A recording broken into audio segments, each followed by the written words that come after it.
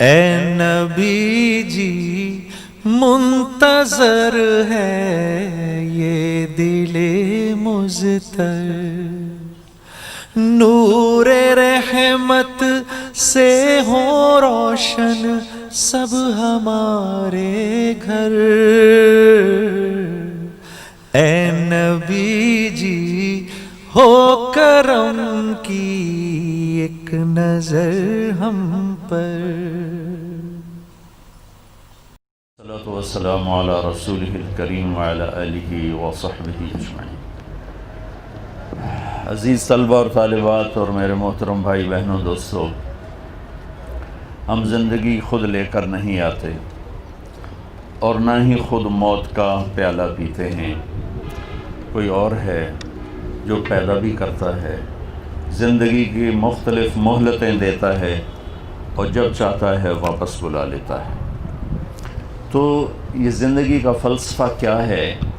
اور میں نے تو کوئی اپلیکیشن نہیں دی تھی کہ مجھے پیدا کیا جائے، مرد پیدا کیا جائے، ملتان میں پیدا کیا جائے، یہ اس شکل میں پیدا کیا جائے۔ ان سب بچیوں نے، مستورات نے، ہم میں سے کسی کے پاس کوئی اپلیکیشن کی تاریخ نہیں ہے کہ ہم نے کہا ہو وہ کون ہے جس نے ان شکلوں کو بنایا، وہ کون ہے جس نے آسمان کے چھت کو اٹھایا، زمین کے فرش کو بچھایا، ہواؤں کو چلایا۔ وہ ہم سے کیا چاہتا ہے؟ میں کیوں آیا ہوں؟ آ کے بیٹھے ہوئے تھے کہ نکالے بھی گئے؟ 60-70 سال بھی کوئی عمر ہوتی ہے جینے کی، ایک پل میں زندگی گزر جاتی ہے، اور خواہشات کا ایک بحر بے کراں، ایک ایسا سمندر اندر میں موجیں مار رہا ہے کہ 60,000 سال بھی زندگی ہو تو خواہشات ادھوری رہیں گی۔ بڑے نکلے میرے ارماں مگر پھر بھی وہ کم نکلے۔ تو کیا چاہتا ہے؟ کیوں پیدا کیا ہے؟ اگر ہم اس علم تک نہ پہنچے تو موت پہ بڑی حسرت ہوگی۔ اگر ہم نے اس چیز کو پا لیا، یہ بھید کھل گیا کہ کون ہے، پھر یہ بھی پتہ چل جائے گا کہ چاہتا کیا ہے، پھر مہلت بھی مل جائے گی کچھ کرنے کی۔ تو پوری دنیا اس وقت جتنی جاہل ہے اتنی کبھی جاہل نہیں تھی، معذرت کے ساتھ۔ ہم اس چیز میں لگے ہیں، آپ ساری میڈیکل سائنس کی کتابیں کھولو اور ساری ٹیکنالوجی کی کتابیں کھولو، آپ کو کہیں پتہ چلے گا کون ہے بنانے والا؟ اس کو تھوڑی آواز اونچی کرو۔ آپ کو پتہ چلے گا کون ہے بنانے والا اور کیوں بنا رہا ہے اور کس لیے بنا رہا ہے اور موت کیوں دیتا ہے۔ تو اس ساری چیزوں کا جواب ایک ہستی لے کر آئے، وہ ہے محمد مصطفیٰ صلی اللہ تعالی علیہ وسلم۔ انسان 5 سینسرز سے علم لیتا ہے۔ میرے نبی کے سینسر کیسے تھے؟ آپ نماز پڑھا رہے ہیں، ٹھیک ہے، سلام پھیرنے کے بعد آپ نے فرمایا کیا ہوا؟ لوگ میرے رکوع سے پہلے رکوع کر دیتے ہیں، میرے سجدہ سے پہلے سجدے میں چلے جاتے ہیں، میں جیسے آگے دیکھتا ہوں ایسے ہی پیچھے بھی دیکھتا ہوں، مجھے پیچھے نظر نہیں آ رہا۔ آپ سب بچیوں کو پیچھے نظر نہیں آ رہا۔ آپ کے سب سے بڑے صاحب بیٹھے ہیں اظہر صاحب، ان کو پیچھے نظر نہیں آ رہا، لیکن میرے نبی فرماتے ہیں میں آگے بھی دیکھتا ہوں پیچھے بھی دیکھتا ہوں۔ جس کے پاس ایسی آنکھ ہو اس کا علم کیسا ہوگا؟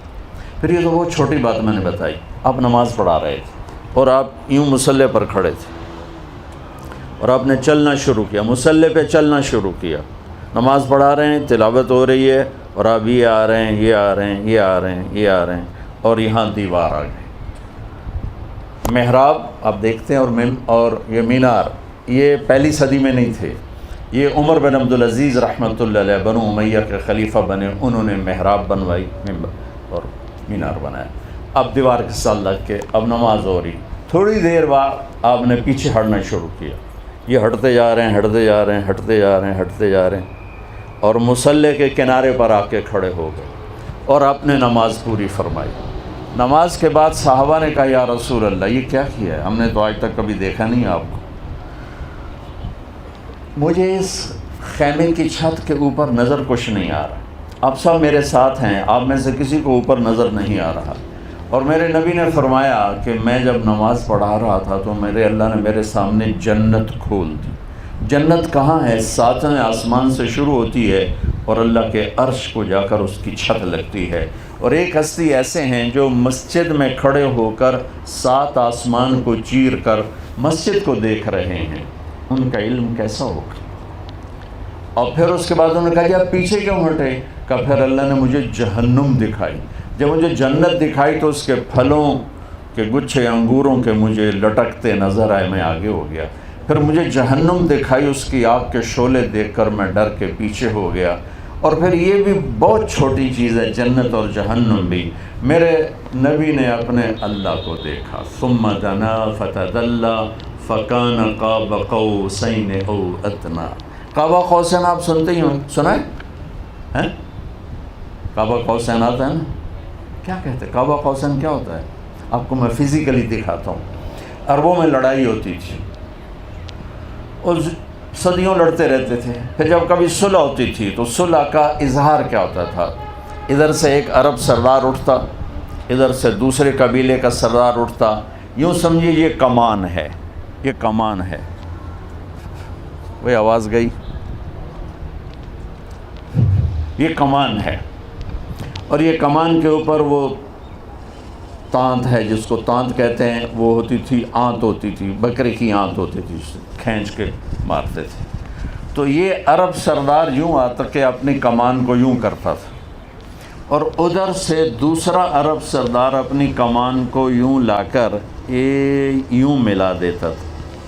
یہ آپ نے دیکھ لیا. اس کنارے کو قاب کہتے ہیں اور اس کنارے کو بھی قاب کہتے ہیں اور اس کو قوس، عربی میں کمان کو قوس کہتے ہیں. تو میں قربان جاؤں، میرا اللہ یوں فرما. اچھا، جب یہ 2 کنارے مل جاتے ہیں تو اب اس میں فاصلے ختم ہو گئے، فاصلے ختم ہو گئے.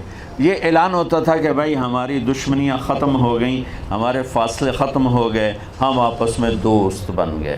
اب میرا اللہ اپنے حبیب سے جو ملاقات ہوئی ہے اس کو یوں اعلان فرما رہا ہے: وَالنَّجْمِ إِذَا هَوَى مَا ضَلَّ صَاحِبُكُمْ وَمَا غَوَى وَمَا يَنطِقُ عَنِ الْهَوَى إِنْ هُوَ إِلَّا وَحْيٌ يُوحَى عَلَّمَهُ شَدِيدُ الْقُوَى ذُو مِرَّةٍ فَاسْتَوَى وَهُوَ بِالْأُفُقِ الْأَعْلَى ثُمَّ دَنَا فَتَدَلَّى فَكَانَ قاب قوسین او ادنی.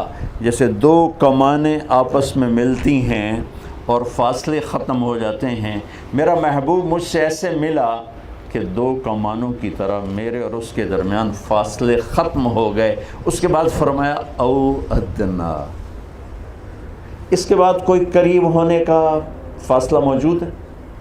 اس کے بعد کوئی قربت کے لیے قدم اٹھانے کی ضرورت ہے؟ میرے اللہ کہہ رہے ہیں نہیں، میرا نبی اس سے بھی زیادہ میرے قریب ہو گیا. تو اس پر ہم ایمان لاتے ہیں چونکہ قرآن ہے.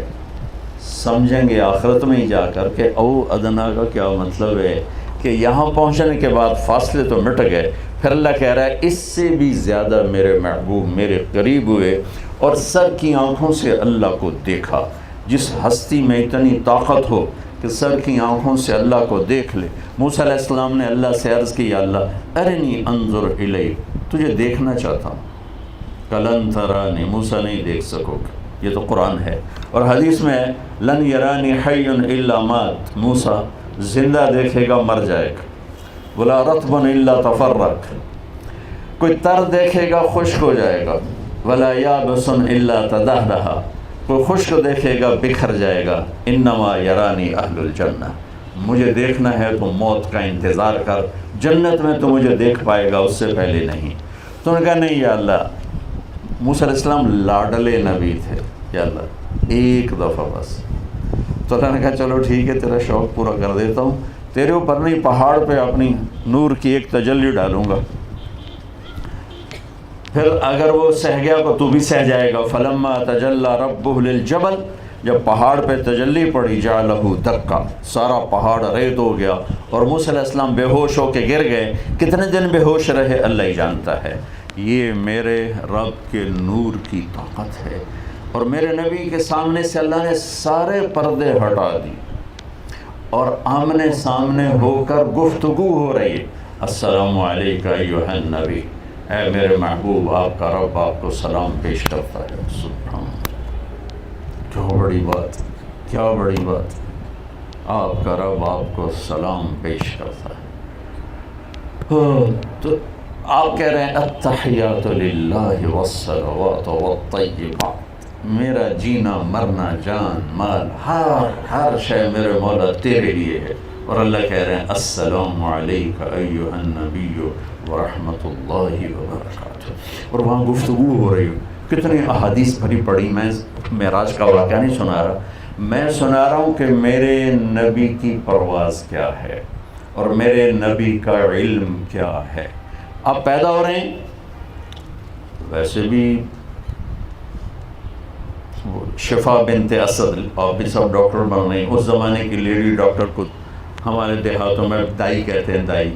تو وہ تھیں شفا، ان کا نام تھا شفا بنت اسد. ان کے ہاتھوں آپ پیدا ہوئے ہیں. بچہ پیدا ہوتا ہے تو بہت کچھ پیٹ سے نکلتا ہے، 9 مہینے کا رکا ہوا، اور بچہ بھی ایسے ہی گندگی میں بھرا ہوتا ہے، نہلایا جاتا ہے. آپ تو لیڈی ڈاکٹر ہیں، روزانہ دیکھتے ہیں. لیکن جب میرے نبی ماں کے پیٹ سے باہر نکلے تو جسم پر ایک ذرے کے برابر کوئی گندگی نہیں تھی، اور پیٹ سے کچھ بھی نہیں نکلا، اور جو ہی نکلے کمرے میں روشنی پھیل گئی، خوشبو پھیل گئی. یہ پیدائشی سب سے جدا اور نرالی ہے. وہ کہا یہ کیا ہوا؟ وہ جو یہ شفا بنت عمر جو ہیں، یہ حضرت عبد الرحمن بن عوف کی والدہ بنی ہیں یہ بعد میں، اور یہ ایمان لائی بات. تو حیران ہو کہ بچے کو دیکھ رہی، آپ کو لٹایا ماں کے پہلو میں. یہ بچہ 15 منٹ کا ہے، 20 منٹ کا ہے. اب یوں پڑے ہوئے ہیں، آپ نے ایک دم کروٹ بدلی، اوندھے نہیں ہوئے، فل سجدے میں چلے گئے. ماتھا ٹیکا، ہاتھ اٹھائے، گھٹنوں پہ ویسے ہی پریشر دیا جیسے ہم سجدے میں دیتے ہیں، اور لمبا سجدہ کیا. ماں بھی ڈر گئی، دائی بھی ڈر گئی، حیران پریشان، یہ اس بچے میں اتنی طاقت کہاں سے آ گئی؟ لمبے سجدے میں کیا آتے ہی اعلان کیا کہ بندگی لے کر آیا ہوں جس میں نماز سب سے اعلیٰ ہے. اور دنیا سے جاتے ہوئے بھی اعلان کیا میری امت نماز نہ چھوڑنا. یہ آپ کے آخری الفاظ تھے، نماز نہ چھوڑنا. میری زندگی گزر گئی پھر سفر میں 10% سے زیادہ لوگ نمازی نہیں ہیں. 90% مرد عورت بچے بچیاں چھوٹے بڑے نماز چھوڑ کے. اور میرے نبی آئے تو سجدہ کیا، گئے تو نماز نماز نماز نماز دہراتے چلے. اس کے بعد آپ نے سجدے سے سر اٹھایا، چھاتی کو اوپر کیا، اس ہاتھ کا سہارا لیا. یہ ہاتھ اوپر اٹھا کے انگلی کو یوں کیا تو سارے کمرے میں نور ہی نور پھیل گیا. تو وہ گھبرا گئی دونوں، ماں اور لیڈی ڈاکٹر. انہوں نے خیر ان کو ماں نے اٹھا کے گود میں لیا. یہ حصہ سنانا چاہتا تھا کہ یہ ہستی پیدائشی کس طرح علم کو اندر لیا اور پھر کیسے ڈیلیور کیا. ماں نے گود میں لے لیا کہ ہوا کیا، یہ ہے کیا. ان کو دیکھ رہی ہیں تو ایک گھر کی چھت پھٹتی ہوئی نظر آئی اور اندر فوگ آ گئی. بادل نہیں تھا، دھند. اس کو عربی میں غمام کہتے ہیں، اس بادل کو سحاب کہتے ہیں. تو غمام، دخل الغمام، فوگ اندر آئی اور پورے کمرے میں اندھیرا چھا گیا. اور اس کے اندر سے آواز آئی طوفوا بہ مشارق الارض و مغاربہا. اس بچے کو مشرق مغرب پھرا دو. لِيَعْرَفُوا بِاسْمِهِ وَنَعْتِهِ وَصُورَتِهِ، تاکہ ساری دنیا کو پتہ چلے کہ یہ کون ہیں اور ان کے پیچھے چلنے والوں کو منزل ملے گی. باقی اندھیروں میں بھٹک جائیں گے، چاہے وہ افلاک کو چھو لیں اور زمین کی تنابوں کو سکڑ دیں اور فتوحات کے جھنڈے گاڑ دیں. اگر وہ یہاں نہیں پہنچے ہیں در مصطفیٰ تک تو ہلاک ہیں، برباد ہیں. دنیا میں چند ٹکڑے مل جائیں گے، آگے ہلاکت کے سوا کچھ نہیں ہے. تو آواز آئی اس بچے کو مشرق مغرب پھراؤ تاکہ ساری دنیا جان لے یہ کون ہیں، کیا ہیں.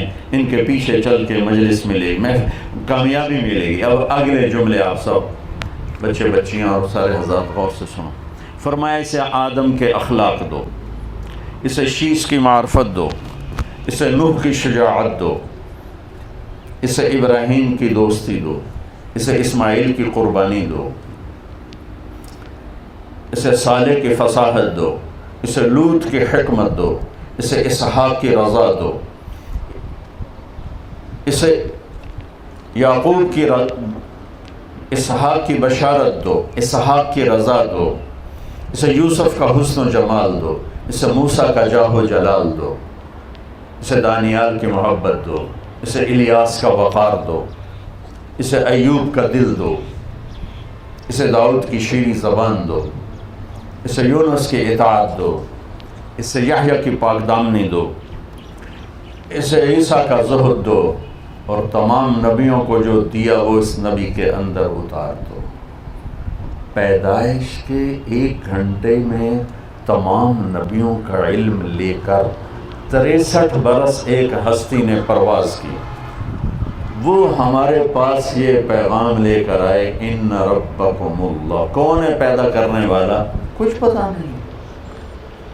ایک ٹورسٹ مجھے بولا چیکوسلوواکین اور آئیلینڈ پہنچا ہوا تھا، میں نے پوچھا آپ جانتے ہیں ہمیں پیدا کرنے والا کون ہے؟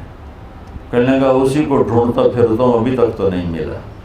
اور ہم کتنے خوش قسمت ہیں، اللہ نے ہمیں ماں کی گود میں سکھا دیا کہ ہمارا پیدا کرنے والا اللہ ہے، اللہ ہے۔ هو الذی خلقکم من تراب ثم من نطفة مخلقة وغیر مخلقة، اس کائنات کا پیدا کرنے والا، والسماء بنیناها بأید، اللہ، اور زمین کا پیدا کرنے والا،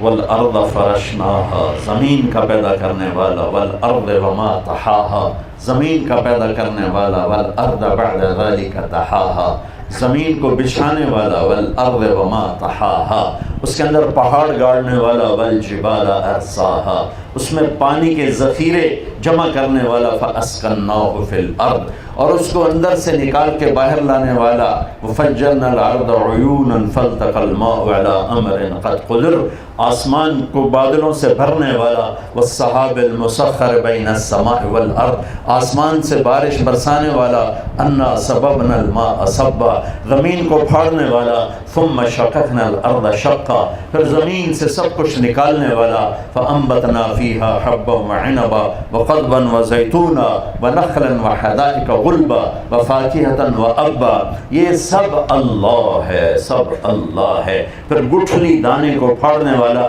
ان اللہ فالق الحب والنوا، پھر دن اور رات کا نظام لانے والا، یغشی اللیل النہار، پھر سورج کو چلانے والا، الشمس تجری لمستقر لہا، پھر چاند کو گھٹانے بڑھانے والا، والقمر قدرناہ منازل حتی عاد کالعرجون القدیم، پھر ستاروں کو حرکت دینے والا، والسماء والطارق وما ادراک ما الطارق النجم الثاقب والنجم اذا ہوا ما ضل صاحبکم وما غوا وبالنجم هم يهتدون ولقد زینا السماء الدنیا بمصابیح، سورج چاند ستاروں سیاروں کو حرکت دینے والا، الشمس والقمر والنجوم مسخرات بأمره الا له الخلق والامر فتبارک اللہ رب العالمین، فتبارک اللہ رب العالمین۔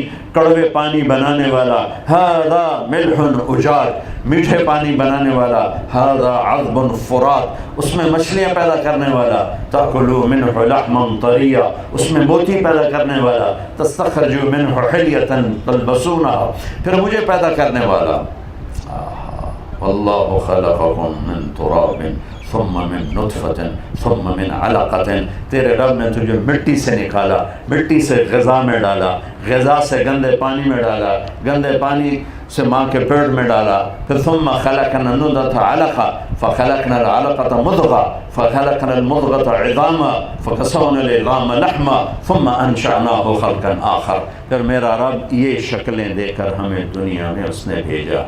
اب جس نے صحیح علم میں نے آپ کے سامنے پیش کیا کہ ہمارا بنانے والا کون ہے۔ اسٹیفن ہاکنگ یہاں تک پہنچ گیا، نیوٹن نے کہا تھا 4 فورسز اس کائنات کو چلاتی، تو ایک ہمارے پاکستانی سائنسدان عبدالسلام اور کچھ امریکن دو تھے، انہوں نے 79 میں یہ ڈسکور کیا کہ 4 نہیں ہے 3 ہیں۔ اسٹیفن ہاکنگ یہاں تک پہنچا کہ 3 نہیں 1 ہے، چونکہ اس کا علم قرآن کے ساتھ ریلیٹڈ نہیں تھا، وہ میرے نبی کو نہیں جانتا تھا۔ اس سے پوچھا گیا وہ ایک طاقت خدا ہے کہ نہیں؟ وہ نہیں، کہ کیوں؟ کہ پھر اس سے سائنس کی ترقی رک جائے گی. یہ ایک جاہل کا علم ہے جو اپنے اللہ کو نہیں پہچان سکا. یہ کہہ رہا ہے کہ کائنات کو 4 فورسز نہیں، 3 نہیں، صرف ایک طاقت چلا رہی. اور میرے نبی نے آج سے 14 سال اور ہر نبی نے آتے ہی کہا، ہر قل هو اللہ احد اللہ الصمد لم یلد ولم یولد ولم یکن له کفوا احد. مجھے یہ کہنے لگا کہ آپ کہتے ہیں گاڈ نے سب کچھ بنایا، تو گاڈ کو کس نے بنایا؟ میں نے کہا گاڈ اسے کہتے ہیں جسے کسی نے نہ بنایا ہو. لفظ گاڈ کا مطلب ہی یہ ہے، یہ لفظ اللہ کا مطلب یہ ہے کہ جسے کسی نے نہ بنایا ہو، جس سے کوئی پیدا نہ ہوا ہو، جو کسی سے پیدا نہ ہوا ہو، جس کا ہم سر ٹکر ہم شکل کوئی نہ ہو، اسے کہتے ہیں گاڈ اور اسے کہتے ہیں اللہ. قل هو اللہ احد اللہ الصمد لم یلد ولم یولد ولم یکن له کفوا احد. یہ بچوں صحیح علم ہے کہ ہمارا پیدا کرنے والا اللہ. موت کون دیتا ہے؟ اللہ. میڈیکل، آپ کی میڈیکل سائنس میں بیچ میں سے واپس آیا ہوں، شکر ہے. میں ڈاکٹر ہوتا تو شاید آپ مجھے پوچھتے بھی نہ، گھاس بھی نہ ڈالتے. ڈاکٹر تو کتنے بیچارے رولتے پھرتے ہیں، خار امیر کوئی پوچھتا نہیں. اس عاشقی میں عزت سادات بھی گئی. 70s میں ڈاکٹر بڑا ایک خوبصورت فریم تھا، بڑی پیاری شکل تھی. تو اس وقت مجھے میرے باپ ڈاکٹر بنانا چاہتے تھے. اللہ نے مجھے پہنچا کے واپس لے لیا اور اس راستے پہ ڈال دیا. میرا بھائی ڈاکٹری پہ لگ گیا.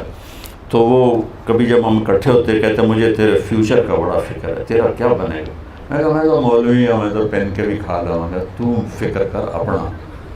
وہ کہا ڈاکٹر کا تو بڑا فیوچر ہے. میں کہا ٹھیک ہے. وہ 80s شروع میں فارغ ہوا تو ڈاکٹروں کا سیلاب آ چکا تھا اور جابس ختم اور ڈاکٹر زیادہ. تو ایک دن مجھ سے کہنے لگا پہلے تیری فکر کرتا تھا، اب اپنی فکر لگ گئی کہ اب میرا کیا بنے گا. میڈیکل سائنس میں 200 جواب ہیں موت کسے کہتے ہیں، اور سارے غلط ہیں. اور میرے نبی کا ایک جواب ہے، اللہ یتوفی الانفس حین موتها والتی لم تمت فی منامها فیمسک التی قضى علیها الموت ویرسل الاخرى. وہ اللہ ہے جو تمہاری روحوں کو کھینچ لیتا ہے، اس روح کے جسم سے نکل جانے کا نام موت ہے. ایسا محکم جواب کہ جس کو چیلنج نہیں کیا جا سکتا. تو بچوں پہلے یہ جانو تمہارا پیدا کرنے والا کون ہے اور وہ تم سے کیا چاہتا ہے. اس کے بغیر مر گئے تو اللہ کی قسم موت بڑی حسرت کی چیز ہو جائے، مرنا بڑا مشکل ہو جائے. اور اگر یہ جان لیا اور اس پہ آ گئے تو پھر موت سے خوبصورت کوئی چیز. کربلا کے میدان میں امام حسین کو ڈرا رہے تھے تمہیں قتل کر دیں گے، تیری نسل کو قتل کر دیں گے. وہ آگے ہنس رہے تھے، اب الموت تخوفنی، مجھے موت سے ڈراتے ہو بے وقوف. تم ڈرو موت سے، میں تو اپنے اللہ سے ملنے والا ہوں، میں تو اپنے نانا سے ملنے والا ہوں. تسی اپنی فکر کرو بھی تواڈے نال مر کے کی بڑھنا. اگر اللہ کو پا لیا تو اللہ کی قسم موت سے خوبصورت کوئی پیغام نہیں. جوانی کی موت ہو، بڑھاپے کی موت ہو، اور وہ مشہوری کی موت ہو، وہ گمنامی کی موت ہو، اگر اللہ راضی ہے موت پر تو آپ سب بچے بچیاں، ڈاکٹر، مسافر، مقیم سب کامیاب ہو. اور اگر مرتے وقت اللہ ناراض ہے تو اللہ کی قسم بچے بچیوں بہت گھاٹے کا سودا ہے، بہت گھاٹے کا سودا ہے. یہ دنیا مسافر خانہ ہے، یہ گزرگاہ ہے. ٹک حرص و حوث کو چھوڑ میاں مت دیس بدیس پھرے مارا، قزاق اجل کا لوٹے ہے دن رات بجا کر نکارا. کیا بدیا بھینسا بیل شتر، کیا گونی پلہ سر بھارا، کیا گیہوں چاول موٹ مٹر، کیا آگ دھواں اور انگارا. سب ٹھاک پڑا رہ جائے گا جب لاد چلے گا بنجارا. زندگی کیسے گزارنی ہے یہ علم کسی کے پاس نہیں سوائے میرے نبی کے. آسمان سے میرے نبی پر اترا، براہ راست اترا، بے خطا اترا. ایک صحابی کہنے لگے یا رسول اللہ میں آپ کی باتیں لکھتا ہوتا ہوں، کبھی آپ غصے میں ہوتے ہیں اس وقت بھی لکھوں. اور غصے میں عام آدمی ہمیشہ وہ ڈی ٹریک ہوتا ہے، کبھی صحیح نہیں بول سکتا. کتنا بڑا بزرگ ہو، کتنا بڑا علامہ ڈاکٹر ہو، غصے میں ٹیڑھا ہو جائے گا. تو اس نے قیاس کر لیا عام لوگوں پر کہ باقی جو ایسے ایسے ہو جاتے ہیں، تو آپ نے کہا عبداللہ میری ہر بات لکھا کر، اس ذات کی قسم جس کے قبضے میں میری جان ہے، اس زبان سے اشارہ کیا، اس زبان سے حق کے سوا کچھ نہیں نکلتا۔ تو آپ سب کی خدمت میں گزارش ہے بچوں، یہ بھی سیکھو کہ اللہ ہم سے کیا چاہتا ہے۔ اللہ نے اپنی چاہت بتائی محمد الرسول اللہ، کہ میں چاہتا ہوں تم محمدی بن کے دکھا دو۔ فوج والوں کی وردی ہوتی ہے، ان کے لیے ایک اعزاز ہوتا ہے۔ آپ کے بڑے جو پرنسپل وی سی ہیں وہ ریٹائر جنرل ہیں، تو ایک وردی ہوتی ہے، وہ وردی جب تک ہوتی ہے تو سٹیٹس اور ہوتا ہے، جب وہ وردی اتر جاتی ہے پھر سٹیٹس اور ہو جاتا ہے۔ میرے نبی ہمیں ایک وردی دے کر گئے جس کا نام ہے اسلام، وہ ایک زندگی ہے جس کا نام ہے اسلام، وہ دن رات کی مصروفیت ہے جس کا نام ہے اسلام۔ ان الدین عند اللہ الاسلام، اس میں چند عبادات ہیں مختصر، 5 نمازیں، سال کے بعد روزے، وہ بھی عورتوں کے لیے اس وقت پیریڈ کے دوران بھائی چھوڑ دو، مت رکھو، بعد میں رکھ لینا۔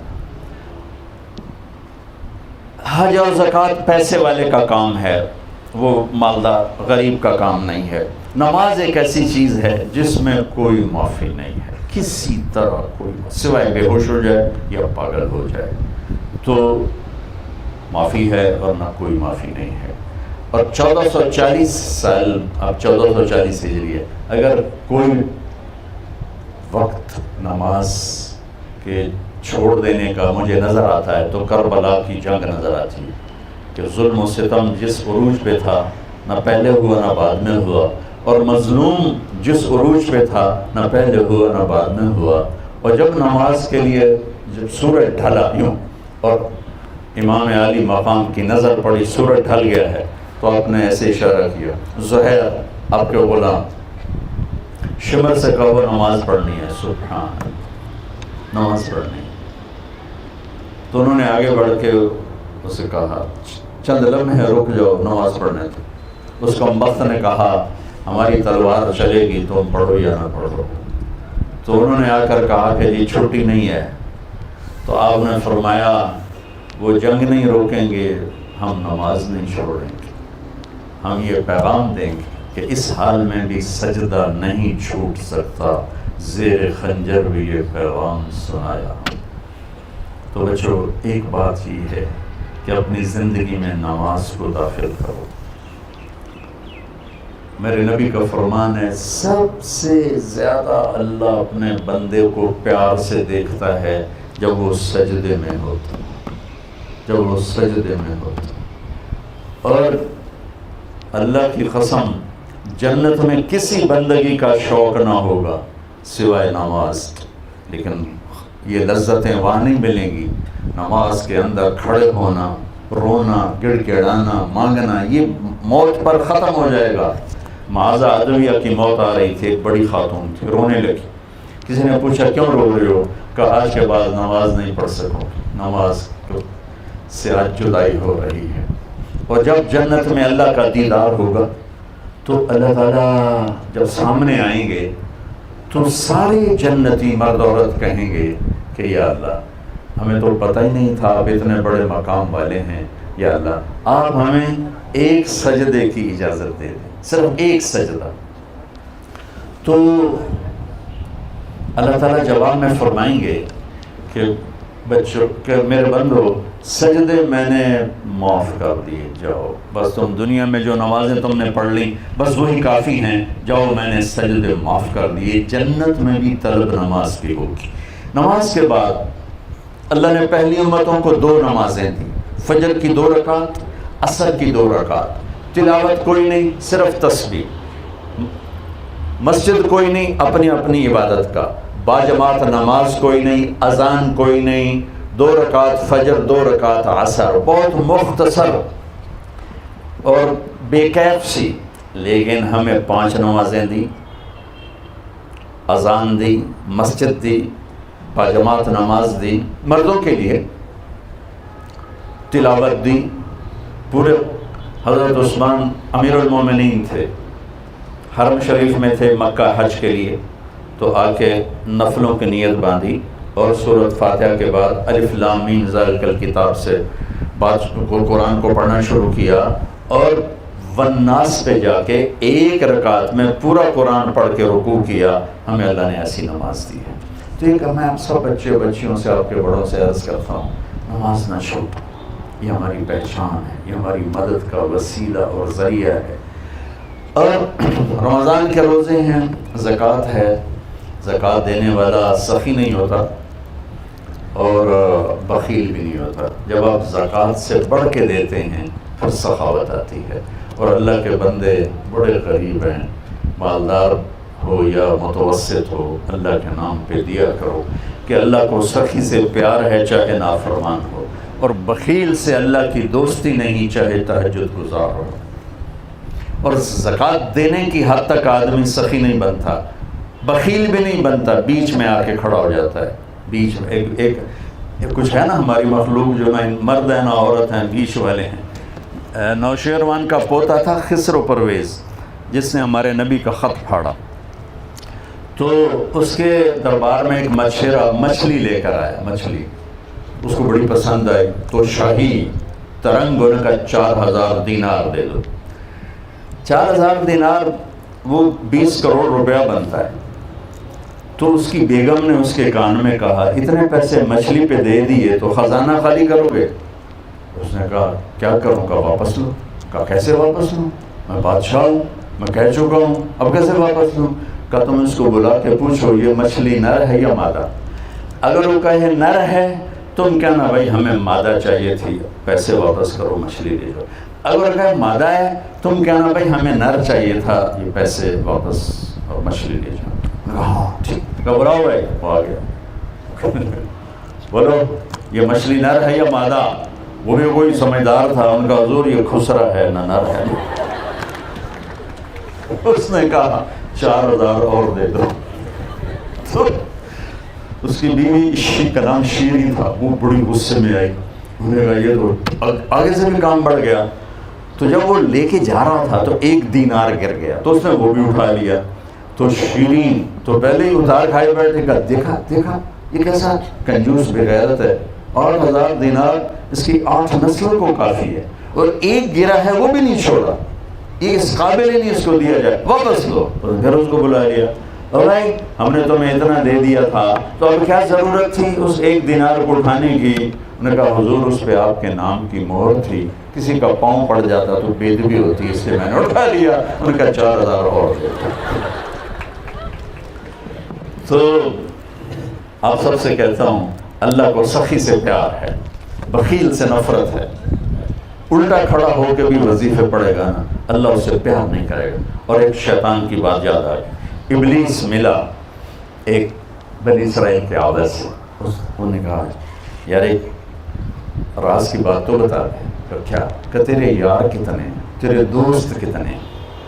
کہنے لگا ایک شرابی میرا پکا یار ہے، ایک غصے والا جس کو غصہ تو سب کو آتا ہے، جو غصے میں پھٹ پڑے، کنٹرول نہ کرے گا، وہ میرا بڑا پکا یار ہے، اور ایک بخیل کنجوس میرا بڑا یار ہے۔ اور اگلی بات بتاؤں کہ اگلی بات یہ ہے کہ اگر کوئی بدقسمت شرابی بھی ہو، بخیل بھی ہو، غصے والا بھی ہو، پھر وہ میرا استاد ہوتا ہے، میں اس کا شاگرد ہوتا ہوں، وہ میرا پیر بن جاتا۔ تو بچوں اللہ سے سخاوت مانگو، اللہ سے معاف کرنا مانگو، اللہ تعالیٰ سے پاک دامنی مانگو، اللہ تعالیٰ سے اللہ کی معرفت مانگو، اس کی محبت مانگو، اللہ کو سخی سے پیار۔ میرے نبی سے بڑھ کر کائنات میں کوئی سخی پیدا نہیں ہوا، میرے نبی سے بڑھ کر کائنات میں کوئی دینے والا پیدا نہیں ہوا۔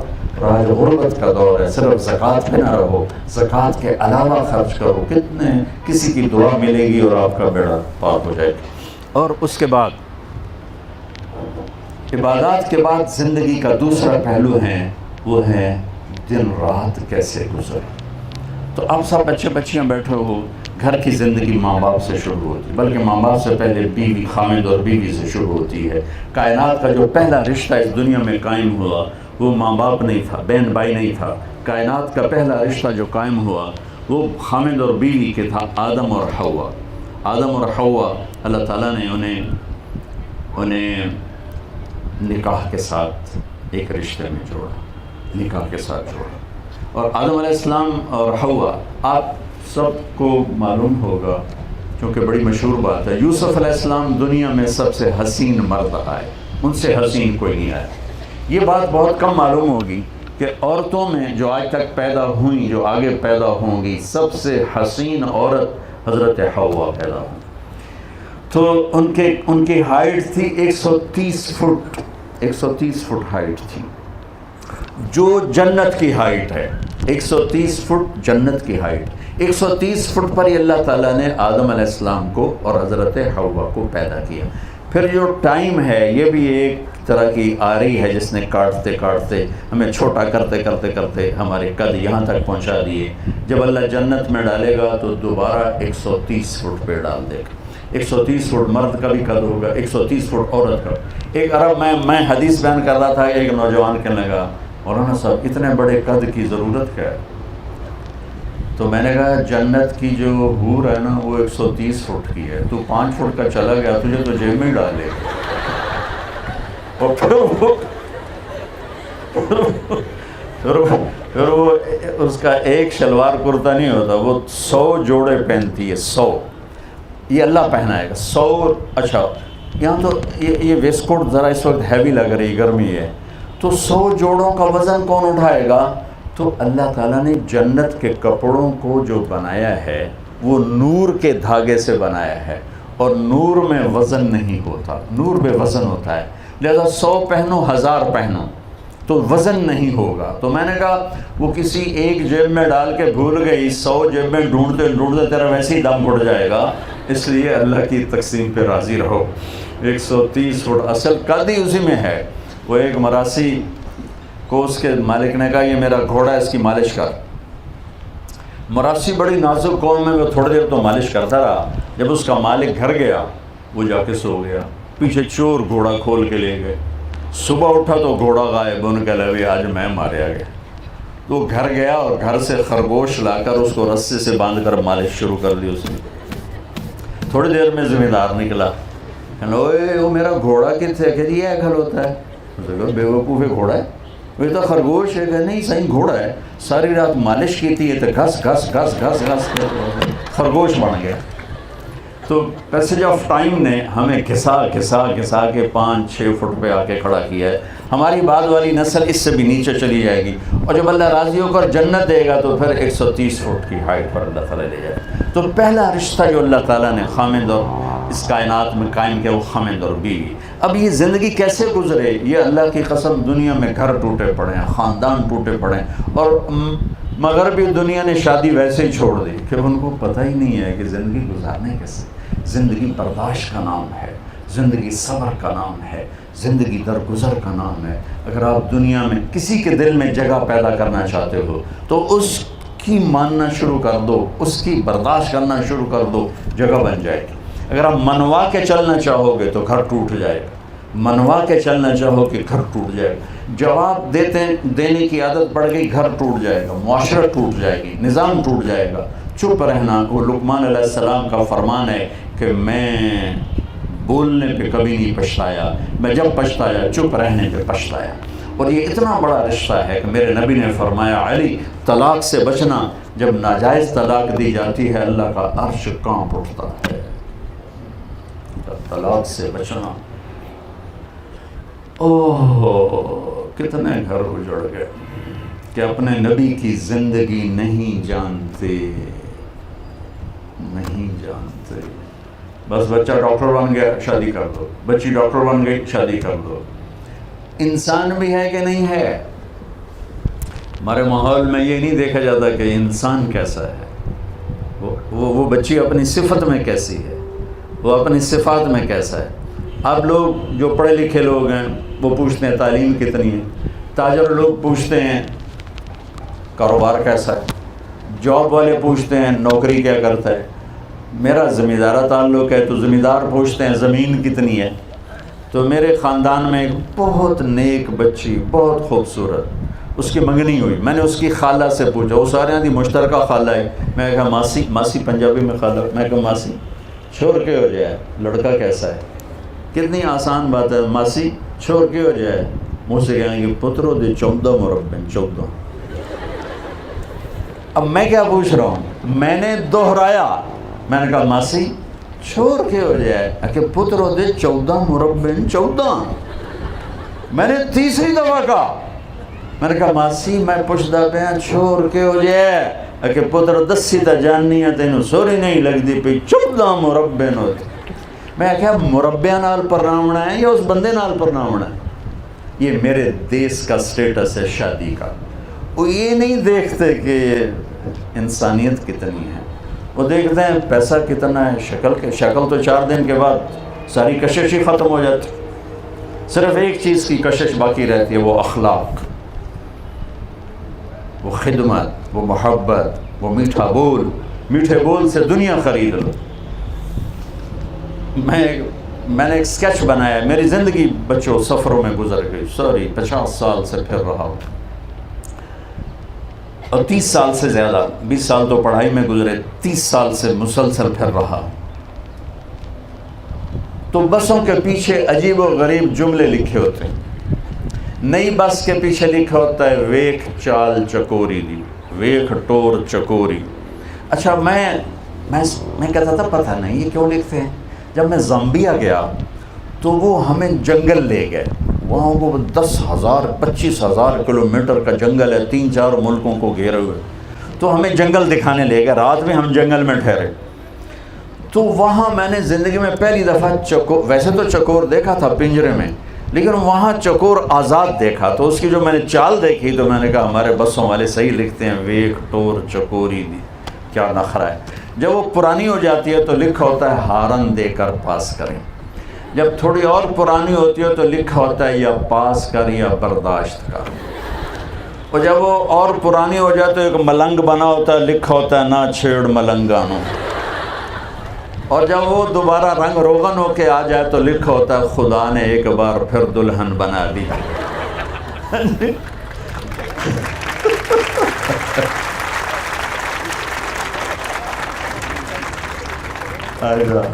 ایک دفعہ میں جا رہا تھا اور میں پڑھ رہا تھا. کچھ پڑھنے کا موقع مجھے سفروں میں ملتا ہے. پڑھتے پڑھتے میں تھک گیا تو میں نے کتاب بند کر کے اوپر دیکھا تو ہم ایک بس کو کراس کر رہے تھے.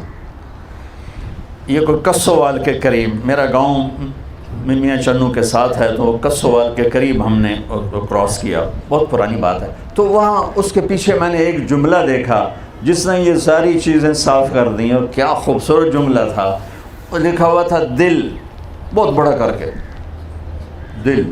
آگے لکھا تھا برائے فروخت. دل کے نیچے لکھا تھا قیمت.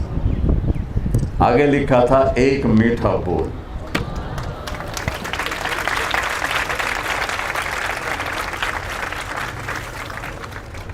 آپ میرے بھائی بہنوں, میرے بچے بچیوں, میٹھا بول سیکھ لو, ہر رشتہ آپ پہ قربان ہو. جو زہر زبان میں ہے, ساری دنیا کی سب سے بڑی خطرناک ناگن, ساری دنیا کا سب سے میٹھا شہد. یہ تو میں نے کہہ دیا, حدیث سنو. میرے نبی نے کہا معاذ تمہیں ساری شریعت کا خلاصہ بتاؤں. سن رہے ہو؟ معاذ تمہیں ساری شریعت کا خلاصہ بتاؤں. کہا جی کیا ہے؟ شریعت کتنی ہے؟ 30 سپارے, 6236 آیات, 10 لاکھ حدیثیں. 10 لاکھ. امام بخاری نے 6 لاکھ حدیثوں میں سے 7000 حدیثوں کو لکھا ہے. تو اب میں اس لیے بتا رہا ہوں تاکہ آپ کو بات کا وزن ہو آپ کے اوپر کہ 30 سپارے, 10 لاکھ حدیثیں اور لاکھوں کروڑوں کتابیں لکھی پڑی ہیں. معاذ ساری شریعت کا خلاصہ بتاؤں. بتانے والا میں ہوتا تو غلط بھی ہو سکتا ہے, صحیح بھی ہو سکتا ہے. بتانے والا کوئی علامہ ہوتا تو غلط بھی ہو سکتا ہے, صحیح بھی ہو سکتا ہے. بتانے والا میرا نبی ہے. معاذ ساری شریعت کا خلاصہ بتاؤں. کل کیا ہے؟ تو مجھے دیکھو سب, آپ نے کہا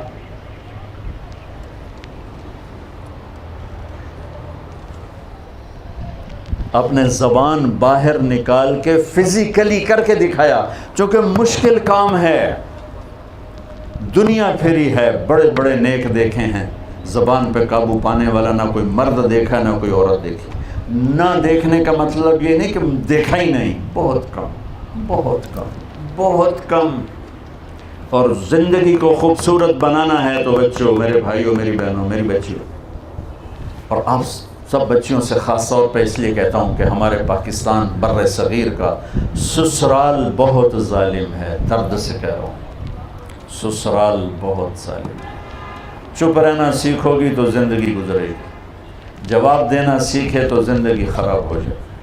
جوائنٹ فیملی سسٹم اس وقت بہت بڑی مشکل ہے، بہت بڑی نعمت تھا کہ رشتے ایک دوسرے کی مدد کرتے تھے، اب رشتے ایک دوسرے کے ٹانگیں کھینچتے ہیں۔ دو بچہ زندگی شروع کریں، ان کے مسائل تھوڑے ہیں، ساتھ پورے خاندان لگ جائے تو تباہی آ گئی۔ جس بچی نے اس خاندان کی نسل کو بڑھانا ہے وہ روزانہ تانے سنتی ہے، تو جو بچہ تیار ہو رہا ہے وہ پیٹ سے ڈپریشن کا مریض بن کے پیدا ہوتا ہے، کہ جب تک جب ذہن فریش نہیں ہوتا ہے اور ڈپریشن کا شکار ہوتا ہے، چونکہ زبان کا بول مار دیتا ہے۔ اس لیے سنو غور سے، میرے نبی کی شریعت میں بچی کا حق ہے کہ اسے الگ گھر لے کر دو۔ اگر تم پیسے والے ہو، اپنی بچے کی شادی کر رہے ہو تو بچے کو الگ گھر میں بساؤ، الگ، تاکہ تم دونوں اس کی زندگی میں اثر انداز نہ ہو سکو۔ اگر یہ نہیں ہے کرائے پر لے کر دو، اگر یہ نہیں ہے تو ایک پورشن الگ اس کا کرو جس میں تمہارا کوئی دخل نہ ہو۔ اگر یہ نہیں ہے تو ایک کمرہ، بہت غریب ہے، ایک کمرہ، ایک کچن، ایک ٹوائلٹ بچی کا حق کے واجب ہے، واجب ہے، واجب ہے۔ اگر یہ نہیں ہے تو پھر اللہ کے فضل نال تسبیح پڑھو، تو روزے رکھو، شادی نہ کرو۔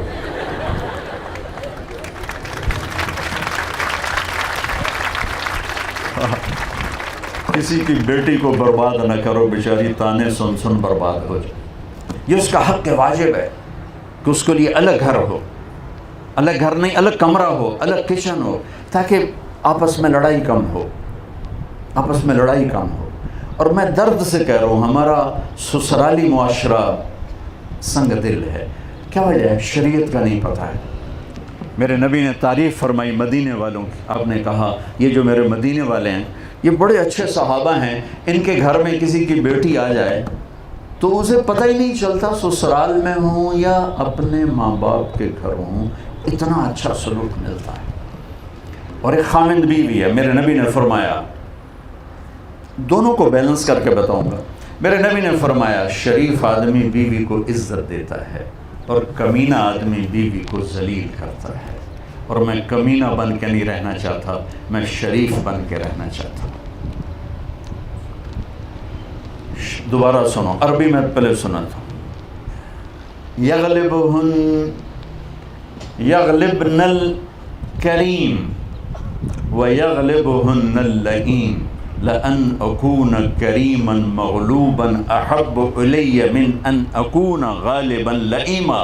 آپ نے فرمایا شریف آدمی اپنی بیوی کو عزت دیتا ہے، اس کو آگے رکھتا ہے، اس کی رائے کو ترجیح دیتا ہے، اور کمینہ آدمی اپنی بیوی کو ذلیل کر کے رکھتا ہے اور اسے نیچے دبا کے رکھتا ہے، اس کو بے عزت کر کے رکھتا ہے۔ آپ نے فرمایا میں کمینہ بن کے نہیں رہوں گا، میں عزت دار بن کے رہوں گا، میں اپنی بیوی کو عزت دوں گا۔ بیویوں سے فرمایا، ایک عورت آئی، یا رسول اللہ میری شادی ہو رہی، میرے خامند کا میرے اوپر کیا حق؟ آپ نے فرمایا تیرے خامند کے جسم پہ پھوڑے پڑ جائیں اور وہ ان میں پیپ پڑ جائے اور تو زبان سے چاٹ چاٹ کے صاف کرے تو بھی تو نے اپنے خامند کا حق ادا نہیں کیا۔ لیکن شریعت نے زیادہ عورتوں کے حقوق اس لیے بتائے ہیں کہ عورت کمزور ہے، عورت ماں بنتی ہے، عورت، اللہ نے اپنی محبت کی جو تشبیہ دی وہ باپ سے نہیں دی کہ میں اپنے بندوں سے باپ سے زیادہ پیار کرتا ہوں، اللہ نے تشبیہ دی میں اپنے بندوں سے ماں سے بھی زیادہ پیار کرتا ہوں، کہ جو قربانی ماں دیتی۔ اس لیے ایک صحابی ہے، یا رسول اللہ میری خدمت کا حقدار کون ہے؟ کہا تیری ماں۔ کہا یا رسول اللہ پھر؟ کہا تیری ماں۔ یا رسول اللہ پھر؟ کہا تیری ماں۔ یا رسول اللہ پھر؟ کہا تیرا باپ۔ چوتھی دفعہ کہا تیرا باپ۔ تو اب آخر آپ کی شادیاں ہونی ہیں، شادی شدہ بیٹھے ہیں، میرے نبی نے زندگی کیسے گزاری، یہ تعلیم آپ کو صرف دربار رسالت سے ملے گی اور کہیں سے نہیں ملے گی۔ 11 شادیاں کرنے کا مطلب زندگی سمجھانا تھا، ورنہ 25 سال کا نوجوان 40 سال کی عورت سے کیوں شادی کرے گا؟ ایک منگنی ٹوٹی ورقہ بن نوفل سے، ایک نکاح سے بیوہ ہوئیں ابو حالہ سے، دوسرے نکاح سے بیوہ ہوئیں ابن عبس سے، پہلے نکاح سے ایک بیٹا ایک بیٹی ہند اور حالہ، دوسرے نکاح سے ایک بیٹا اس کا نام معلوم نہیں ہو سکا، اور 40 برس کی عمر جوانی کا بارڈر ہوتا ہے، جوانی ختم ہو رہی ہوتی ہے، بڑھاپا آ رہا ہوتا ہے، اور میرے نبی 25 سال کے بھرپور جوان ہو کر 40 سال کی عورت سے شادی کر کے زندگی کے 25 سال ساتھ گزار دیتے ہیں، اور اس کے بعد 50 سال کی عمر میں 63 سال تک 13 سال میں 10 شادیاں کرتے ہیں۔ یہ شوق کی نہیں، حدیث سناتا ہوں، ما تزوجت وما زوجت الا بوحی من السماء نزل به جبریل، میں نے جہاں شادی کی، میں نے جہاں بیٹی دی، پہلے آسمان سے جبریل آیا اللہ کا امر لے کر، پھر میں نے قدم اٹھایا۔ تو میرے نبی کی زندگی، آپ بطور خامند کیسے تھے، آپ کی بیویاں بطور بیوی کیسی تھیں، یہ سیکھنا، یہ سمجھنا ہمارے اوپر فرض ہے، ورنہ زندگی خراب ہو جائے۔ اللہ کی قسم میرے عزیزو، زندگی پیسے سے نہیں بنتی، ڈگریوں سے نہیں بنتی، شکلوں سے نہیں بنتی، گاڑیوں سے نہیں بنتی، زندگی میرے نبی والے اخلاق سے چلتی۔ حضرت میمونہ رضی اللہ تعالیٰ عنہ کے گھر میں آپ تھے، آپ کو پیشاب آیا، آپ اٹھ کے باہر نکل گئے، پیچھے حضرت میمونہ کی آنکھ کھل گئی۔ حضرت میمونہ آپ کی آخری بیوی ہیں جن سے آپ نے 7 ہجری میں نکاح کیے۔ ان کو شیطان نے چکر دے دیا کہ یہ مجھے چھوڑ کے نا میری باری میں دوسری بیوی کے پاس، حضرت عائشہ کی بدگمانی تھی، تو انہیں غصے میں کنڈی لگا دی۔ جب ہمارے نبی واپس آئے، کہنے لگے دروازہ بند، تو آپ نے دستک دی، میمونہ دروازہ کھول، کہ میں تو نہیں کھولتی۔ آپ نے کہا خیر تو ہے، کیا ہوا؟ کہا مجھے چھوڑ کے میری باری میں دوسری بیگم کے پاس جاتے۔ وہ میں نے کہا دل میں خیال حضرت عائشہ کا تھا، کہ میمونہ انی حاقن، مجھے تو پیشاب آیا ہوا تھا۔ کہا نہیں مجھے پتہ ہے یہ پیشاب کا بہانہ ہے، آپ جہاں گئے مجھے خبر ہے۔ صاحب نے کہا میمونہ میں اللہ کا رسول ہوں، میں 2 نمبری کر سکتا ہوں؟ تو پھر ان کو کرنٹ لگا، پہلے تو سوکن پنے کا وہ تھا نا غالب، یہ بھول ہی گئی کہ میرے نبی تو 2 جہان کے رسول ہیں۔ تو پھر انہوں نے بڑے ڈرتے ڈرتے کنڈی کھولی، میرے نبی نے ایک مسکراہٹ دی اور جا کر اپنے بستر کے طرف سے۔ بتاؤ آج خان صاحب کی بیگم کے ساتھ کوئی ایسا کرے گا، خان صاحب کی بیگم کنڈی لگا دے، خان کیا کرے گا؟ بولو۔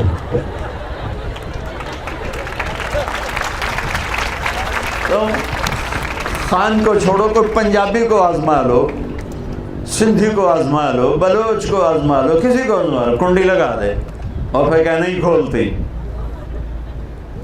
میں قربان جاؤں، یہ میرے نبی نے زندگی سکھائی۔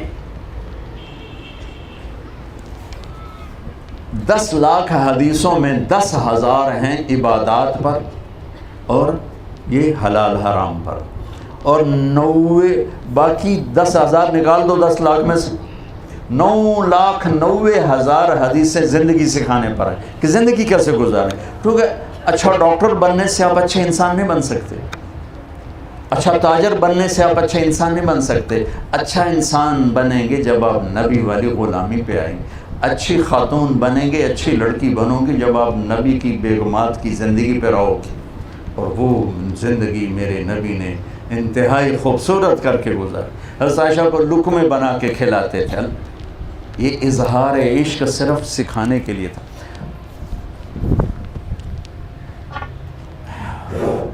یہ گلاس ہے نا، حضرت عائشہ رضی اللہ تعالیٰ عنہ یہاں ہونٹ رکھے اور پانی پیا اور رکھ دیا۔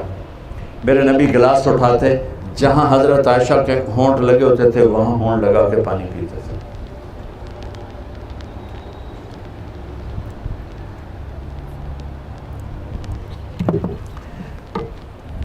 گوشت کے بڑے بڑے ٹکڑے پکائے جاتے تھے، حضرت عائشہ گوشت کا ٹکڑا اٹھاتی، کاٹا 2-3 جگہ سے رکھ دیا، میرے نبی اٹھا کے دکھا کے وہیں سے کھاتے تھے۔ یہ زندگی سکھانے کے لیے۔ میرے پاس ایک نوجوان آیا کہ میرا بیوی سے جھگڑا ہوتا ہے روزانہ، مجھے کوئی وظیفہ دو۔ میں نے کہا بیویوں پہ وظیفہ چلتا ہی نہیں ہے. کہنے لگا تعویذ دو تعویذ. میں نے کہا بیویوں پہ تعویذ نہیں چلتے. میں نے کہا پھر کیا کروں؟ میں نے کہا ایک سنت ہے اس پہ عمل کرو. ہاں بھائی. میں نے کہا ایسا کرو جب تم کھانا کھانے بیٹھو نا تو 1-2 نوالے روزانہ اپنے ہاتھ سے کھلا دیا کرو. کہنے لگا اس سے کیا ہوگا؟ میں نے کہا تم دیکھ لینا کیا ہوگا. تو چند دن گزرے اس کا فون آیا حال احوال پوچھنے. میں نے کہا وہ میرے والا کام کیا تھا؟ کہا نہیں. کیوں؟ کہتا شرم آتی. تو میں نے کہا بیوی سے لڑتے شرم نہیں آتی؟ بولا کمزور سے بھی کوئی لڑتا ہے. عورت تو کمزور ہے بے شک، اس سے بھی کوئی لڑتا ہے. تم برداشت کرو. کہا جاؤ یہ کرو پھر مجھے بتاؤ. 2 گھنٹے بعد اس کا فون آیا. کہا مولانا صاحب کمال ہوا، جب میں نے اس کے منہ میں لقمہ ڈالا اس کا منہ وہیں کھلا رہ گیا.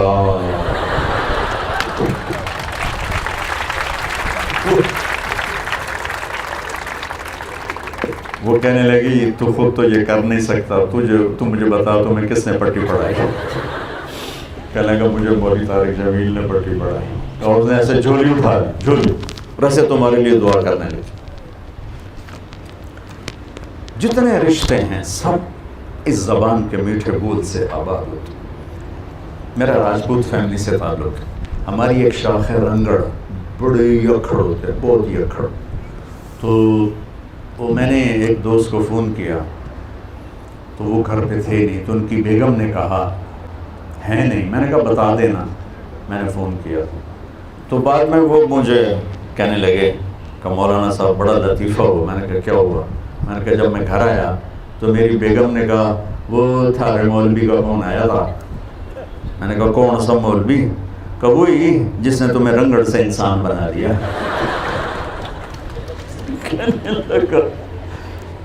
کیا کہہ رہی ہے؟ کہ ٹھیک کہہ رہی. میں نے کہا میں پہلے انسان نہیں تھا؟ کہنے لگی نہیں. میں نے کہا کیوں؟ کہ بتا ہماری شادی کو کتنے سال ہو گئے؟ تو میں نے کہا 27 سال.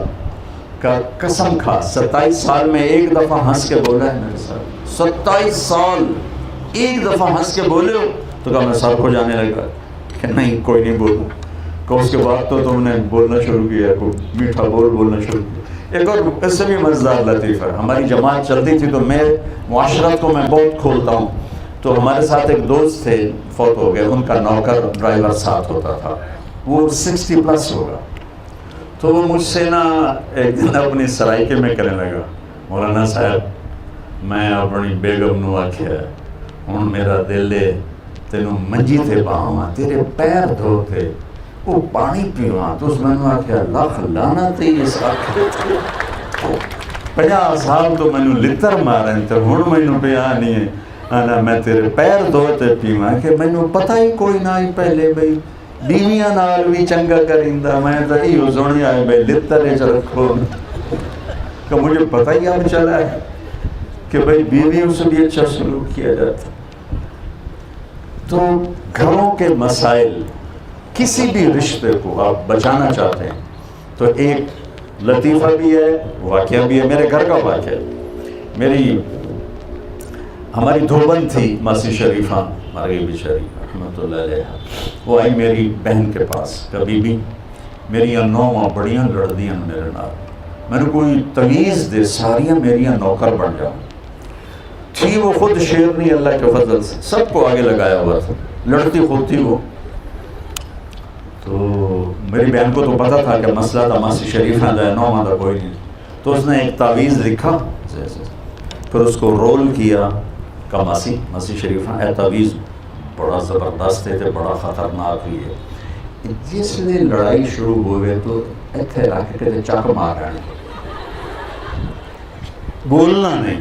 جے تعویذ بچ گیا تیرا گھر آباد ہو جائے گا، جے تعویذ ڈھہ گیا تو سب تو پہلے مر جانا. 8ویں دن وہ آئی کبھی بھی تو بڑا چنگا تعویذ دیتا، میری ساری لڑائی ختم ہو گئی. کیوں؟ ماسی شریفہ چپ ہو گئی تو لڑنا کیا. تو میں آپ سب بچیوں کو یہ تعویذ دے کے جا رہا ہوں کہ مجھے پتہ ہے سسرال بڑا ظالم ہے، تم یہ تعویذ منہ میں ڈال لینا انشاءاللہ پتھر سے پتھر بھی موم ہو جائیں گے. چونکہ چپ رہنا بہت بڑی فتح ہے، بہت بڑی فتح ہے، خاموش رہ، پی جا ایام کی تلخی کو بھی ہنس کے ناصر، غم کو سہنے میں بھی قدرت نے مزہ رکھا ہے۔ جو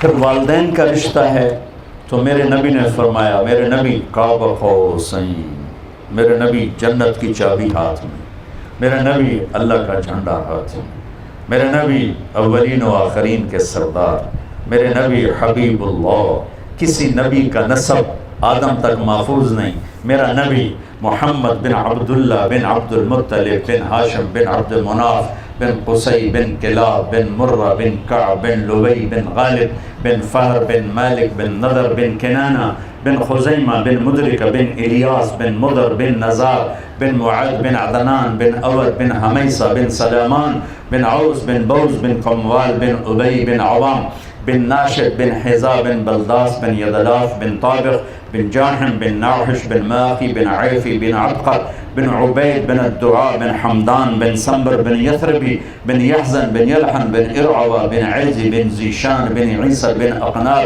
بن ایہام بن مقصر بن ناحد بن زہر بن سمی بن مزی بن عبد بن عرام بن خیدار بن اسماعیل بن ابراہیم بن آذر بن ناحور بن سرود بن رعود بن فائد بن عابر بن ارفخشاد بن سام بن نوح بن لامک بن متوشال بن ادریس بن یرد بن ملہلیل بن قینان بن آنوش بن شیس و بن آدم علیہ السلام۔ یہ میرے نبی کا نسب آپ کو سنایا ہے میں نے، آدم علیہ السلام تک۔ یہ وہ ہستی ہے کہ جن کی شفاعت کے بغیر جنت کا دروازہ نہیں کھلے گا، حساب شروع نہیں ہوگا۔ وہ کس تمنا سنو، کاش میری ماں زندہ ہوتی، کاش میری ماں زندہ ہوتی، اور میں عشاء کی نماز کے مصلی پہ ایسے سورۃ فاتحہ شروع کر چکا ہوتا، الحمدللہ رب العالمین الرحمن الرحیم مالک یوم الدین، اور ادھر سے آواز آتی بیٹا محمد، تو میں وہیں نماز توڑ کے کہتا لبیک اماں جی۔ اتنے بڑے رسول، اور اظہار تمنا کیا ہے، کس چیز کی کمی کو محسوس کر رہے ہیں؟ چونکہ باپ دیکھا نہیں، ماں 6 سال میں فوت ہو گئی، میری زندگی سفر میں گزری۔ میری زندگی کا سب سے عجیب سفر وہ تھا جب میں حضرت آمنہ کی قبر پہ پہنچا، اٹھا کے دینا، جب میں حضرت آمنہ کی قبر پہ پہنچا، کالے پہاڑ، وہ اثر سورج ڈوب رہا تھا، ڈوبتا سورج بھی غمگین نظر آتا ہے،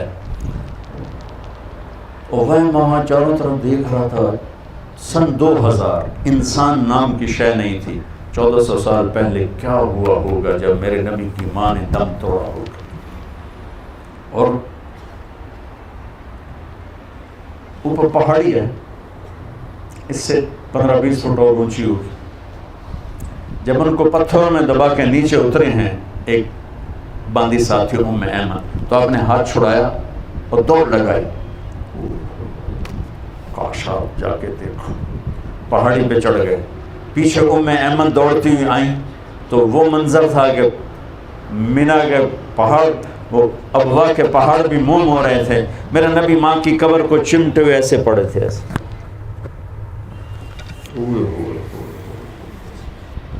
جب ام ایمن قریب ہوئی تو آپ نے سنا، آپ کہہ رہے تھے ماں جی آپ کو تو خبر تھی آپ کے سوا میرا کوئی نہیں، پھر آپ مجھے چھوڑ کے کہاں چلے گئے؟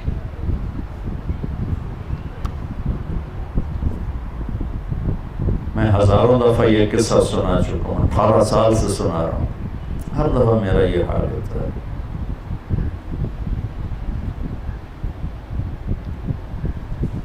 ام ایمن نے اٹھانے کی کوشش کی، انکار کر نہیں، چھوڑ دو، یہیں چھوڑ دو، کھینچ کے نیچے لائیں۔ 7ویں دن آنسو ختم ہو جاتے ہیں، رونا بھی چاہو تو نہیں رونا آتا، اور میرے نبی 7ویں دن نہیں 57 سال کے بعد 6 + 57 63 حج پہ جا رہے ہیں۔ جب ابوا پہنچے تو ابوا ایک گاؤں ہے، وہاں سب کے ٹھہرنے کا انتظام تھا، اور یہ حج کا قافلہ 60-70 ہزار کا ہو چکا تھا، اور آپ نے اپنے اونٹنی کو پہاڑوں میں ڈال دیا۔ نئے لوگ حیران کہ ادھر تو شے کو نہیں جانتے کتنے گئے، قریب کے لوگوں کو پتہ تھا کہ ماں کی زیارت کو جا رہے ہیں۔ آپ اونٹنی سے اترے، پہاڑ پہ چڑھے، ماں کی قبر پہ کیسے بیٹھے؟ احرام تھا، گرمی شدید تھی، اپریل کا مہینہ تھا،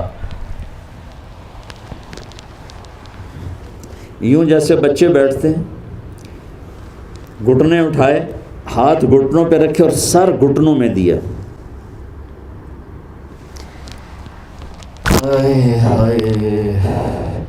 یہ ایک گر گیا، لگا دو۔ آپ نے پوزیشن دیکھی؟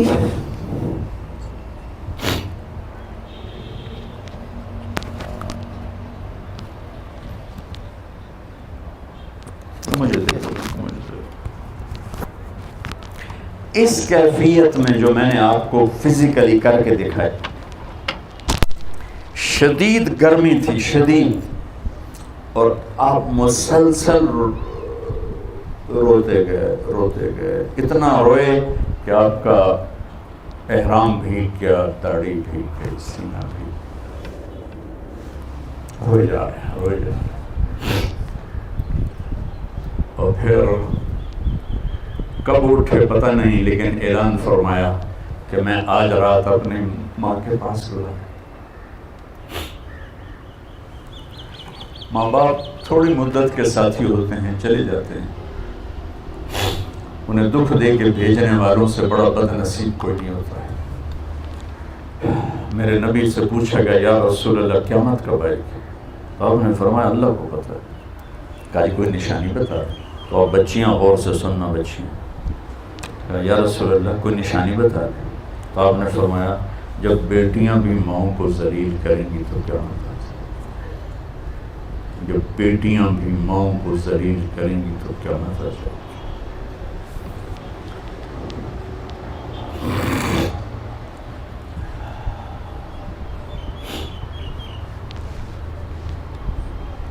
اپنے نبی کی زندگی پڑھو بچوں، کہ زندگی گزارنی کیسے۔ یہ بھی کوئی زندگی ہے کہ پیسہ بناؤ، پیسہ بناؤ، پیسہ بناؤ، پیسہ بناؤ، یہ کوئی زندگی؟ کہ بہن بھائی، ہر رشتے کو میرے نبی نے، سبحان اللہ، میرے نبی نے فرمایا جس کو اللہ نے 2 بہنیں دی اور اس نے ان کا حق ادا کیا، تو قیامت تک آپ کی نظر تھی۔ کہ آپ کو پتہ تھا بر صغیر کے معاشرے میں بہنوں کو وراثت میں کوئی حق نہیں ملے گا، تو آپ اس وقت کہہ رہے ہیں جب ابھی عرب میں بھی یہی دستور تھا، بہنوں کو کچھ نہیں دیتے تھے، سارا عرب کھاتے تھے، اور ہمارا بھی یہی دستور ہے، بیٹیوں کو کچھ نہیں ملتا، سب بیٹے لے جاتے ہیں۔ اور والدین جان بوجھ کے اولاد اپنے بچوں کے نام کراتے ہیں، بچیوں کے نام نہیں کراتے۔ جائیداد تقسیم ہو جائے گی، جائیداد تقسیم ہو جائے گی، جائیداد کو خدا بنایا ہوا ہے۔ تو میرے نبی نے فرمایا جس کو اللہ نے دو بہنیں دی اور اس نے ان کا حق ادا کیا تو وہ جنت میں داخل ہو گیا۔ اولاد کی تربیت، جس کو اللہ نے 3 بیٹیاں دی اور اس نے ان کو ڈولی میں بٹھا دیا تو جنت اس پہ واجب ہو گئی۔ ایک صحابی بولے یا رسول اللہ 2 ہوں، آپ نے کہا 2 ہوں شادی کر دے اس پہ جنت واجب۔ ایک نے کہا 1 بیٹی ہوگا، 1 کو بھی ڈولی میں بٹھا دے گا تو جنت واجب ہو جائے گی۔ تو میرے عزیز ہو، یہ ایک خوبصورت زندگی ہے جو ہمارے نبی ہمیں سکھا کے گئے۔ میں 1.25 گھنٹے میں کتنے بیان کر سکتا ہوں؟ میں صرف آپ کو ٹپس دے سکتا ہوں، ہنٹس دے سکتا ہوں کہ اللہ کے واسطے قرآن سے جڑو، اپنے نبی کی سیرت سے جڑو، اس کو بھی پڑھو جو پڑھ رہے ہو۔ اللہ تمہیں ایسا علم عطا فرمائے کہ تمہاری FCPS کی ڈگری وہ انگلینڈ کی ڈگری سے بڑی ہو جائے۔ جب تک آپ علم میں فقیر رہو گے، عزت سے سر اٹھا کے زندہ نہیں رہ سکتے۔ جو قوم اپنا علم بھی نہ خود تلاش کر سکے، اسے عزت سے رہنے کا کوئی حق حاصل نہیں۔ تمہارا بڑا ڈاکٹر وہ ہوتا ہے جو امریکہ سے ڈگری لے کر آئے، اور ہم اس دن آزاد ہوں گے جب ہمارا ڈاکٹر یہاں کا امریکہ سے بڑی ڈگری والا شمار ہوگا۔ کہ علم وراثت نہیں ہے، علم محنت ہے، جو محنت کرے گا اللہ اس کا سینہ کھول دے گا۔ اور ہمارے بچے بچیاں پڑھتے ہیں صرف ڈگری کے لیے اور آگے جاب کے لیے، اور ہمارے ادارے بھی عام طور پہ تعلیمی ادارے نہیں ہیں، کاروباری ادارے ہیں۔ اس لیے نہ ان میں جوش ہے کہ ہم اپنے بچوں کے اندر علم کی شمع روشن کریں، نہ ہماری نسل میں شوق ہے کہ بھی ہم کچھ علم لینے والے بنے، بس ایک ڈگری مل جائے، آگے جاب مل جائے، بس یہاں تک ہماری پرواز ہے، اور یہ بہت پست پرواز۔ تو بچوں اپنی زندگی کو خوبصورت بناؤ، بہن بھائیوں کے رشتے۔ حجاج کے سامنے 3 مجرم پیش کیے گئے، ساتھ ایک خاتون تھی، تو اس نے کہا ان کو قتل کر دو، تو وہ خاتون کہنے لگی ہم غریب لوگ ہیں، معاف کر دو۔ کہنے لگا تیری سفارش پہ ایک کو معاف کر دیتا، تو ایک اس کا بیٹا تھا، ایک اس کا خامن تھا، ایک اس کا بھائی تھا۔ تو وہ کہنے لگی شادی تو پھر بھی ہو جائے گی اور بیٹا بھی مل جائے گا، بھائی نہیں ملے گا، ماں پیو مر گئے۔ وہ کہنے لگی میرا بھائی چھوڑ دے، باقی دونوں مار دے۔ تو اس نے کہا میں تیرے چناؤ کو سلام کرتا ہوں، تیرے اس خوبصورت انتخاب کو سلام کرتا ہوں، جا تینوں لے جاؤ۔ اس نے تینوں کو چھوڑ دیا، تینوں۔ تو بھائی آج سب سے زیادہ لڑے ہوئے بہن بھائی، نفرتیں بہن بھائیوں میں ہیں، دوریاں ہیں، شدتیں ہیں، سختیاں ہیں، پیچھے کوئی بڑے مسائل نہیں، زبان کا بول، اس نے مجھے یہ کہہ دیا، اس نے مجھے یہ کیوں کہہ دیا۔ بچوں اس کو زندگی سے نکال دو گے تو آپ کی زندگی انتہائی۔ زندگی کو حسین بنانا چاہتے ہو تو نبی کو پڑھو، نبی کے اخلاق اپناؤ۔ اللہ کی قسم آپ کے کپڑوں سے زندگی خوبصورت نہیں ہوگی، آپ کی ڈگریوں سے زندگی خوبصورت نہیں ہوگی۔ زندگی کا خوبصورت ہونا الگ چیپٹر ہے، اور کپڑے کا خوبصورت ہونا، گھڑی کا الگ چیپٹر ہے۔ ہم اسی میں گم ہو گئے ہیں کہ زندگی کو خوبصورت بنانے کا طریقہ کیا ہے، بہت بڑی گاڑی ہو، بہت بڑا بنگلہ ہو، بڑی قیمتی گھڑی ہو، فون ہو، یہ ہے، یہ بہت چھوٹے سلسلے ہیں۔ تو میں صرف آپ کو ہنٹس دے کے جا رہا ہوں، عبادات میں نماز کو قابو میں رکھو، اور زندگی میں اخلاق کو قابو میں رکھو۔ اخلاق اچھے ہوں گے تو ہر رشتہ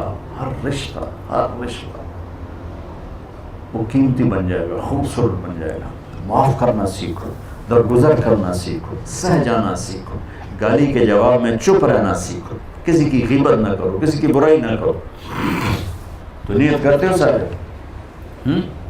اچھا آپ بہت سے یہاں رہتے ہو تو آپس میں لڑائی بھی ہو جاتی ہوگی، تو کسی کا کسی سے بول چال بند بھی ہوگا، تو میری آخری گزارش یہ ہے کہ اگر کسی سے لڑے ہوئے تو صلح کر لینا۔ اللہ کو پسند نہیں کہ 2 مسلمان آپس میں بول چال بند ہو۔ جب بول چال بند ہوتا ہے تو اللہ ان کی فائل بند کر دیتا ہے۔ اللہ تعالیٰ فرماتا ہے جب تک یہ صلح نہیں کرتے ان کا کوئی نیک عمل مجھ تک نہیں پہنچنا چاہیے۔ آپس میں بول چال کا بند ہونا اتنا خوفناک کام ہے۔ تو اگر آپ اپنی عمل کو بچانا چاہتے ہیں، اپنی نیکیوں کو بچانا چاہتے ہیں، تو کسی سے لڑو نہیں۔ ہو جائے اونچ نیچ تو بول چال بند مت کرو، بول چال سے باقی رکھو، خود پہل کر لو۔ وہ ذلیل کرے خاموش ہو کے سن لو، تو انشاءاللہ آپ دیکھنا یہ دنیا بھی آپ کے لیے جنت بنے گی، اور آخرت تو جنت ہے ہی۔ اللہ تعالیٰ مجھے آپ کو عمل کی توفیق بخشے۔ السلام علیکم۔